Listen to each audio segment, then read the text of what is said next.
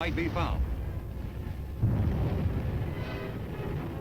Through the streets of his cities, over field and meadow, where the unchanging rhythms of growth and harvest seemed at times strangely oblivious to the Holocaust raging about them.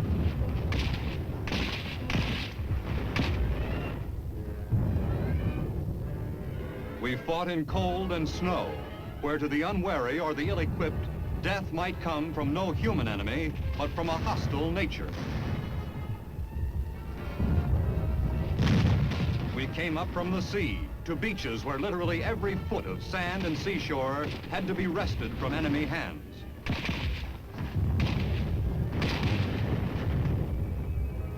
With our British and French allies, we carried the struggle across the desolate sand and rock of North African desert, where the watchwords were speed and mobility.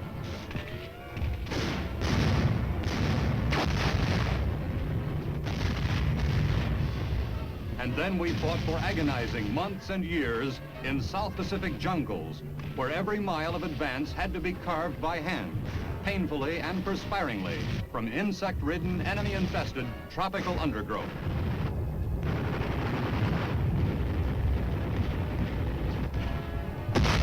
Finally, high in the mountains, from North Africa to New Guinea, we learned once and for all that any type of terrain, anywhere in the world, may become the scene of aggression, which we must be prepared to repulse.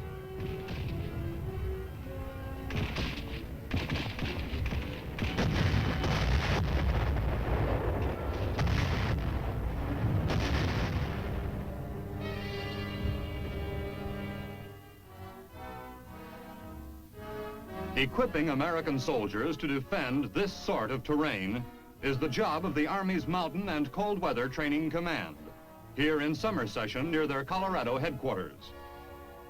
Mountaineering, an important part of the curriculum, has been defined as the art of moving about safely in the mountains. It is an art requiring knowledge and experience, but most important, it requires athletic ability coupled with intelligence and common sense. The rock climber must first select what seems to him the safest route up the mountain, and after the route has been selected, exercise both energy and skill to follow it to the top.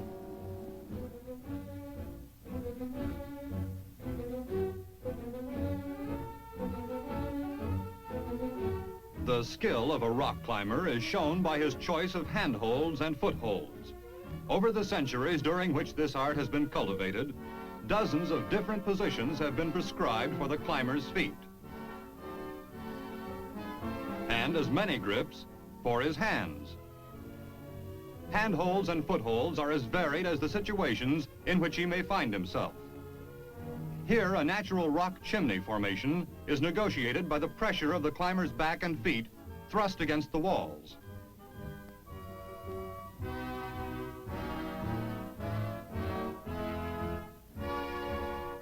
Much depends on a climber's ability to estimate the firmness of a rock before he throws his weight upon it. Every rock mountain is slowly falling to pieces under the weathering action of wind and water. And a great deal of skill is involved in transferring your weight from one rock to another.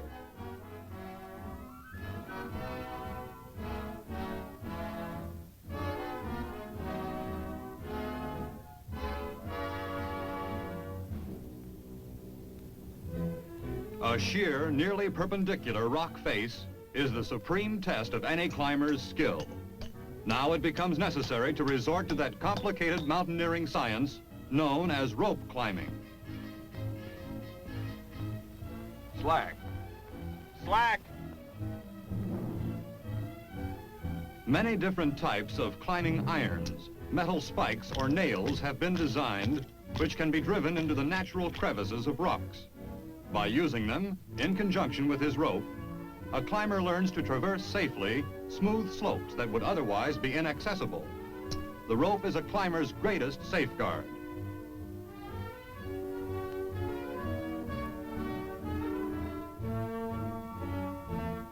Climb. Climbing.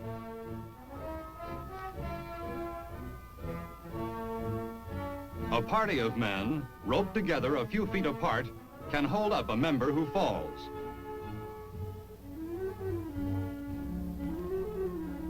Only one man moves at a time. His partner or partners remaining firmly placed, ready for any emergency.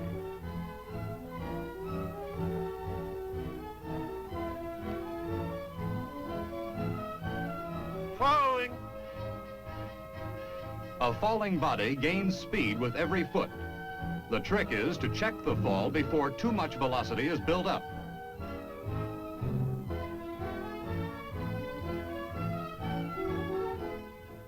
Two groups are making this climb by different routes.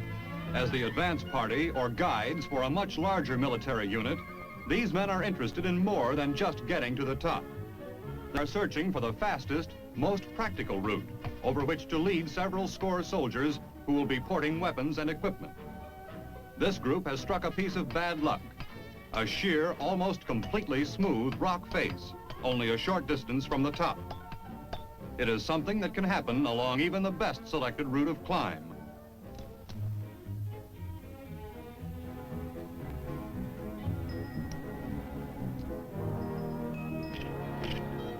The climber resorts to a technique that is slow, but sure and safe. Tying together two small rope slings, he will use the climbing irons driven into the wall to pull himself up, literally 1 foot at a time.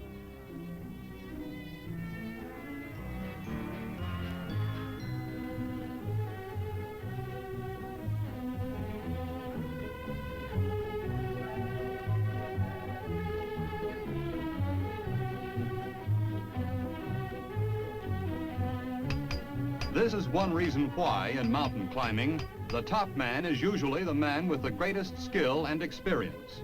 Once he gets up, ascent for the others in his party will be comparatively easy.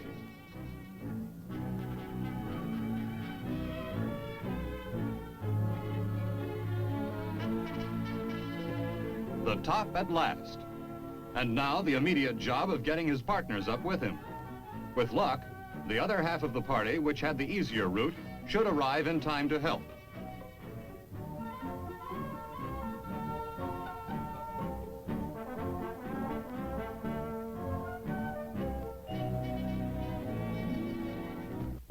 The dangers which the craft of mountain climbing has been developed to avoid are of two main kinds. The danger that the climber may fall, and the danger that something may fall on him. After the first man is up, the rope is a great safeguard to the others. But it must be used in such a way that it does not dislodge loose stones and start them tumbling down on the heads of those below. A single falling rock may not make a landslide, but it will feel like a landslide to the man underneath, and it could easily start a real one.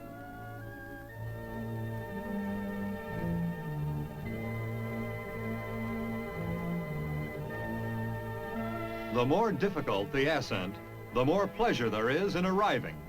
It's not Mount Everest, and others may have been here before you, but it's always a thrill to get to the top.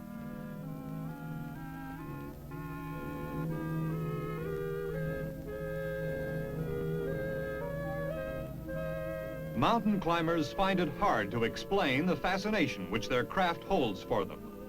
The classic answer to the question, why climb a mountain, is because it's there.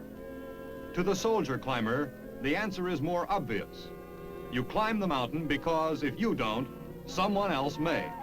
Someone intent on the destruction of your troops, your supply columns, or your cities in the valleys below. And in war, no enemy is finally defeated until you can seize and hold his terrain, particularly such natural rock fortresses as these. He who goes up must eventually come down. And the qualities of strength and intelligence are as necessary now as on the way up.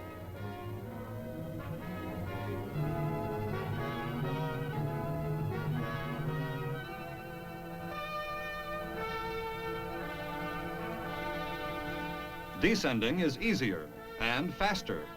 The problem is to make certain you don't come down too fast. Going up a mountain, it is the first man who carries most responsibility, who takes the greater risks. Coming down, the situation is reversed. The burden now is on the last man, the only man who cannot rely on support from someone up above.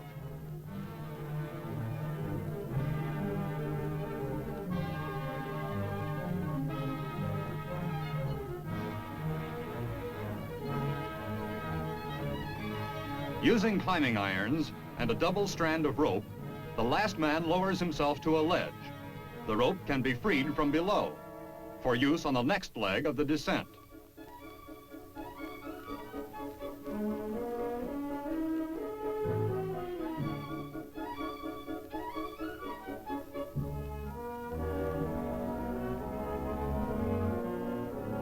There is a traditional affinity between sailors and rope, sailors and Boy Scouts. Watching these men ascend and then descend this mountain, it is apparent that to no one is a stout rope and a sound knot of more importance than to a mountain climber. For these men, a frayed rope or an improperly tied knot would mean catastrophe. A large part of the mountaineer's basic training is concerned with tying and testing the dozens of different knots he will have to use in operations such as this.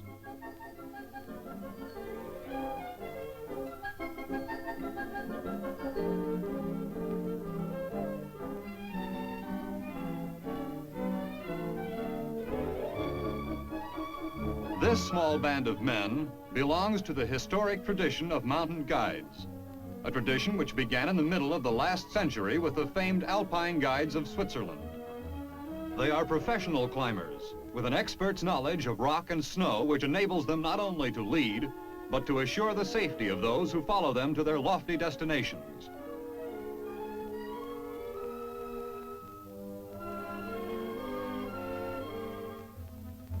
To an army, mountains are both a hazard and a friend. The main effect of mountains on military tactics is simply to make operations slower because of the greater efforts required. But in friendly hands, mountains are a great asset. They lend themselves to defensive warfare, as Allied armies learned in long, hard campaigns in Italy and in Korea.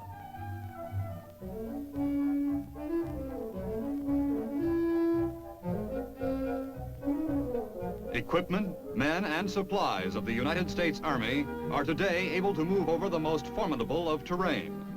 The skills and techniques which make this possible are taught to an ever-growing number of Army personnel during the year-round training cycle of the Mountain and Cold Weather Command.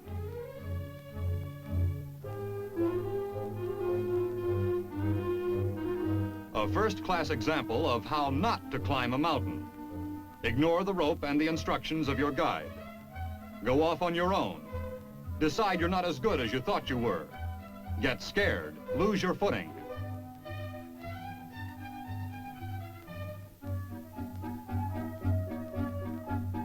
And start all over again.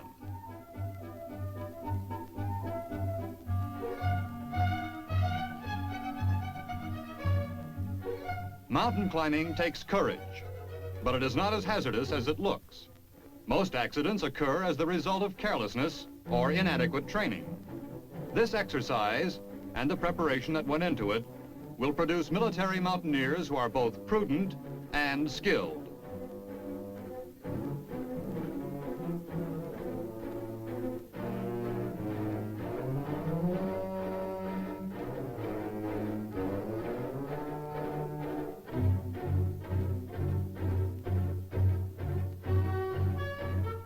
Under the competent supervision of the Mountain and Cold Weather Training Command, another Army unit is acquiring the kind of experience that pays off in fewer casualties and more efficient defense.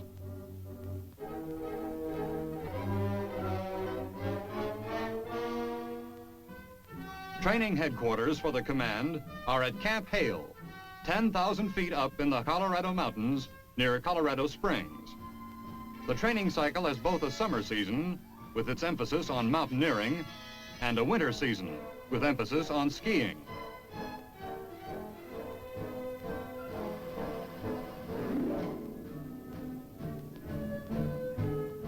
Camp Hale has the two main requirements for mountain and cold weather training. Its altitude is high, and its winters cold. There's an art to chopping wood. This man hasn't quite mastered it, but he's learning. And in these cold Colorado winters, he'll get plenty of practice.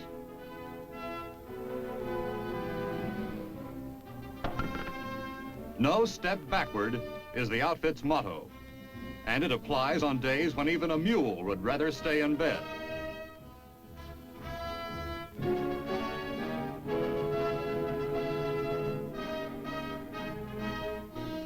Men arriving at Camp Hale may begin their training in any one of a number of ways, perhaps with a graphic demonstration of the value of the skills they are about to acquire.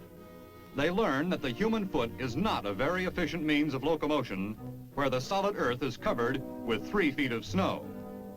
Snowshoes, worn by the file of men on the left, is one answer. Distributing your weight over a large area, a pair of snowshoes will keep you from breaking through the surface of the snow. With snowshoes, you can overcome the snow. With skis, you can actually take advantage of it. Like the file of men on the extreme left, you can move even faster over the snow than you could walk on solid ground.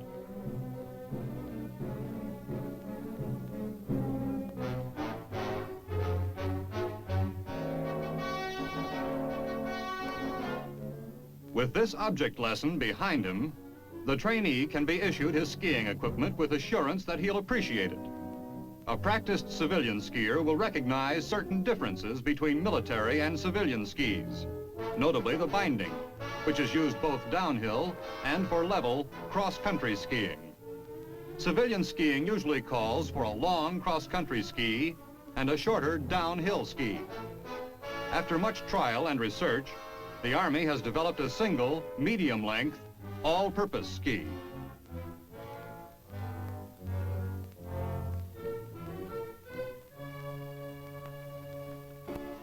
Such facts are of interest chiefly to the experts, however, and our typical Camp Hale trainee is far from being an expert. In fact, he is about to learn that the same sliding action which will later enable him to travel at great speed begins by making it hard to move at all. The problem here is the same as for children learning to roller skate, except that the skates, in this case, are 7 feet long. Of course, the snow is a little more accommodating than a concrete sidewalk. On the other hand, in snow, it is not always easy to get back on your feet again.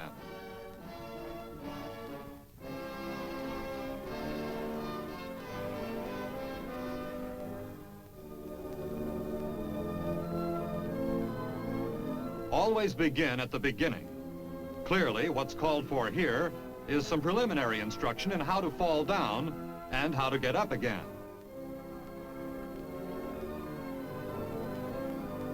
The trick is to fall on your side, landing with skis parallel. It is practically impossible to get hurt this way, and if you hang on to them going down, you can use your ski poles to get back on your feet easily and quickly.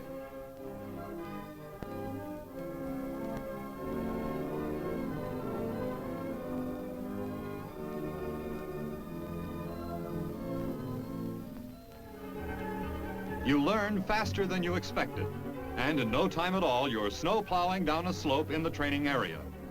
This is a technique for reducing speed when coming downhill, a very valuable skill for the novice skier to have. Of course, there's always one sure way to slow yourself down.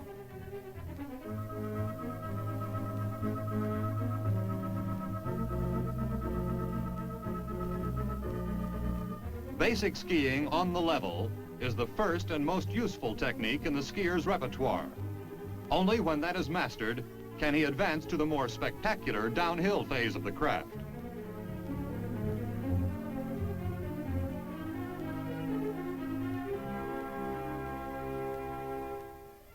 Good control of your skis and your body is required, even while taking advantage of free rides up the ski toe.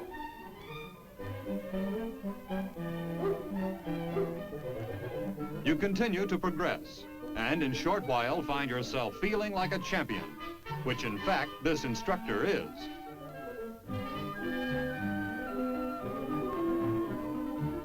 But even the best of us sometimes fall. You get better and better, only to have the instructor demonstrate that you still have a long way to go.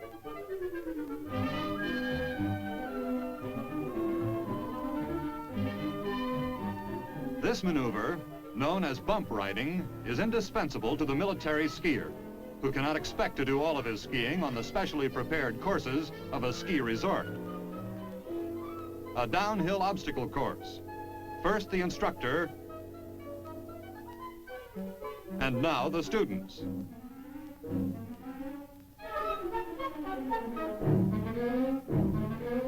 Although firmly packed, the snow here is quite deep.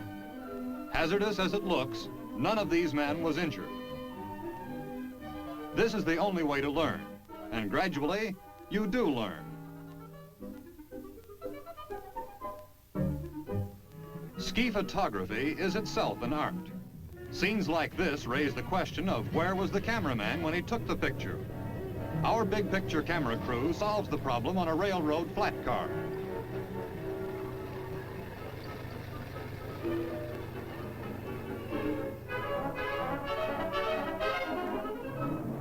And now comes a reminder that these are military skiers, mastering a sport that has military applications. A military maneuver beginning with arrival by parachute on a remote mountain slope in the hands of enemy aggressors. The paratrooper must always guard against being dragged by his parachute. Here on these snow-covered slopes, he runs the risk of becoming involved in an involuntary one-man sleigh ride. These men are soldiers, infantry on skis. In combat, their mission would be what the infantry soldier's mission has always been, to close with the enemy and either capture or destroy him.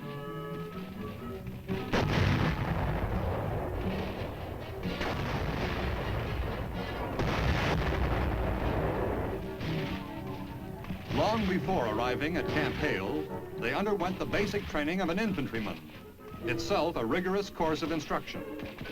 What they are learning now are the special applications of the infantryman's skill to the problem of fighting on skis or snowshoes. To a man with a rifle, skis may be either a handicap or an asset, depending on whether he knows what to do with them.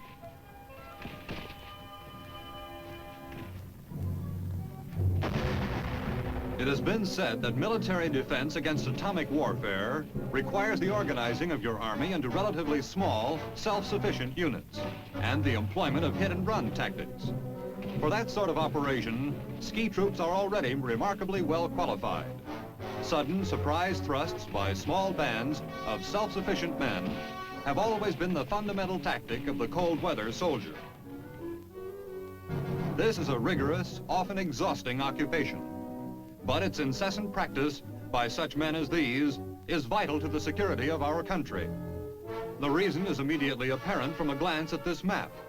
In the past decade, the once remote Arctic has become one long frontier.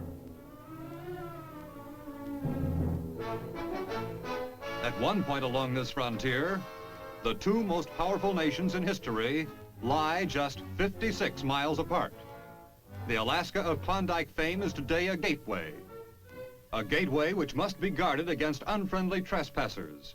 To accomplish this, a steady stream of American soldiers, graduates of the Mountain and Cold Weather Training Command, passes through this Arctic and subarctic region to receive on-the-spot training. Special skills are required to defend this huge, snow-swept wilderness. Skiing, using the Laplanders' Akio, still the best-known way to transport light equipment, is part of the program. There is great personal satisfaction in all this, for to learn Arctic survival is to become one with the long tradition built up by men of all races and from all parts of the world. The trappers, traders, prospectors, and soldiers who have lived, worked, and fought in the far north. The men of Arctic